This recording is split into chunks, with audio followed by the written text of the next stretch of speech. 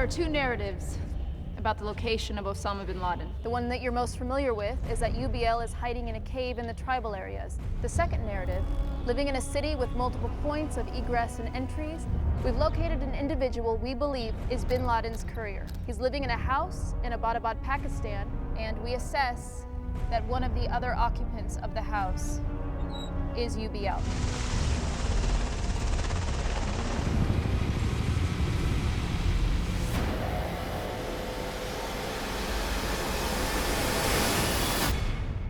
We came back to Jordan. We had a great experience here on Hurt Locker, and we were able to build this building, which is a pretty close facsimile of the real compound in Abbottabad, Pakistan.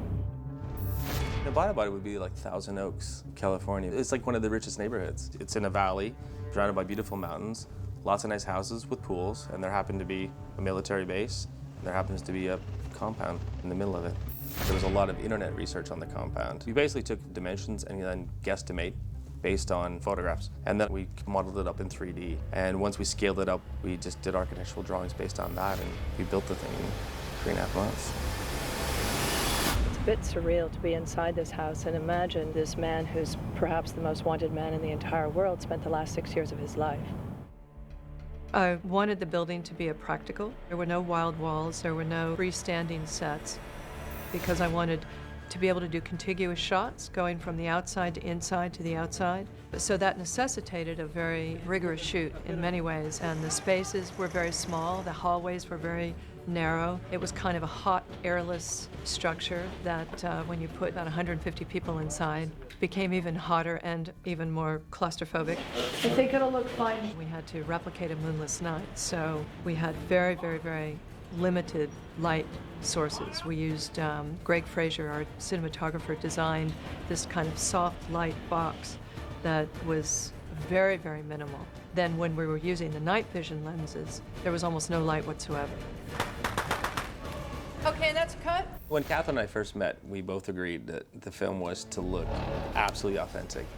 It is art directed, there's 110 sets. You just feel like you're in the moment. The compound was 380 feet long. Some of the walls were 18 feet. It's just a monster. We know it so well as a shape. It's almost like becoming an iconic image because you've seen the aerial photographs of it so often and you immediately know what it is. Bin Laden is there, and you're going to kill him for me. Kathryn was very clear from the beginning. She wanted it 100% accurate so she could recreate the raid beat for beat.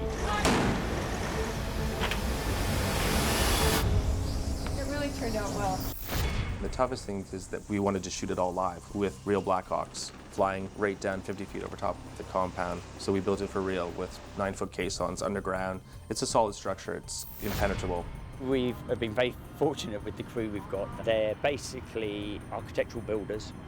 Basically, we built it straight out from cinder block, plaster, chalking, and then we had to make it look like it'd been around for years. We brought 2 painters from London who really killed it. It was a huge asset because we were able to build an exterior-interior structure that served all our needs. There's basically 3 structures. There's the prayer room, there's a guest house where the courier lived, and then there's the main house, which is where Ali's family lived. This is Osama bin Laden's compound as we have recreated it. This is the main corridor in the compound, what the Navy SEALs, when they executed the mission on May 1, called the Diego Corridor. This was the front gate of his compound, which kept all the outsiders in the neighborhood away from him and enabled his courier to enter the compound without anybody being able to see inside. So he had barbed wire, as you can see, up on the walls. When the Navy SEALs made a hard landing in the courtyard, the first door they flew through was this round door here. And 3 or 4 guys went through these gates into a house they called C1, which was the nickname they gave for Abu Ahmed's house. And Abu Ahmed lived in a house right next to the bin Ladens. And actually, ironically, the house is much nicer than bin Laden's in that it's an open, spacious living quarters. This is essentially the northern side of the compound, the northern courtyard, which is an area that the Navy SEALs came through this door. They came through a couple different points, but at a certain time during the raid, they came through this door and breached this north side door over here. As you can see, we've already filmed here, so this door has been explosively breached by the SEAL demolition crew, but when they came at night, it was locked and bolted, and it required an explosive charge in order to get through it. Go. So they blew through this door and entered what was at that time the kitchen.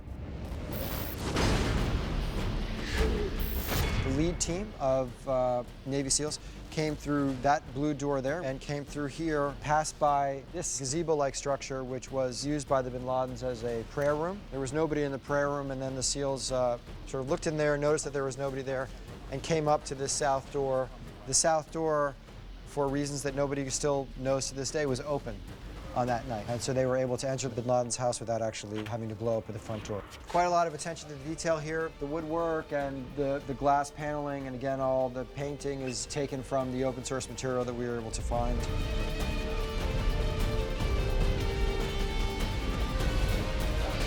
Okay, so here we are in the first floor of the Osama bin Laden house, as we understand it. This room right here is the room that Navy SEALs encountered one of bin Laden's couriers. This gate that's now been blown off was actually here, so the SEALs encountered a big metal gate here, which they weren't able to, or they decided not to breach at the time and went back out and came back around the other side. But in any event, at a certain point, they flowed through here. There was this giant gate here, which they had to explosively breach.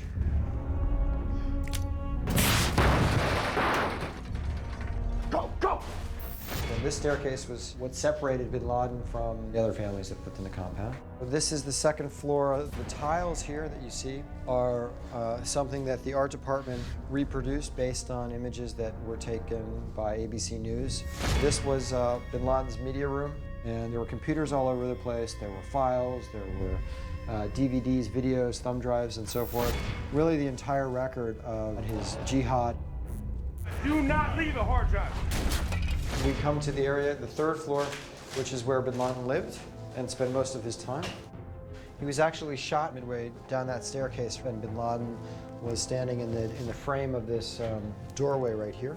After shooting bin Laden, they searched the room fairly thoroughly for valuable objects, and this is sort of what it looked like after that occurred. This was bin Laden's sort of access to the outdoors. It was a balcony that was built off the third floor, and significantly he created these privacy walls around the balcony that were 7 feet high enough so that you could never see anybody walking on the balcony from the street. So he was quite conscientious in his design of his living quarters. Even though they were Spartan and small, they were effective at keeping prying eyes out.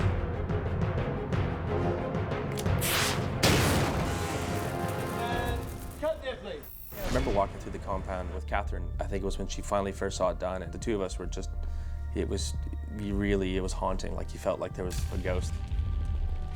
When you spend time in the site, in the compound, as I have, you do have this sense that you're in a kind of makeshift prison. I mean, it's a cave of his own design. Our first experience seeing the compound was in a raid format. We were going to travel all the way there in our Navy SEAL gear so we can pull up to this compound, join up in our teams, and do the raid without ever having seen it. That's the way Kathryn and Mark wanted us to see the compound for the first time. It was kind of eerie.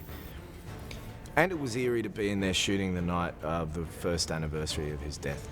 It was so eerie because this thing, inch by inch, down to the patina, it looks like it was there, it looks like it was lived in, it looks like it's the place where Osama bin Laden was killed.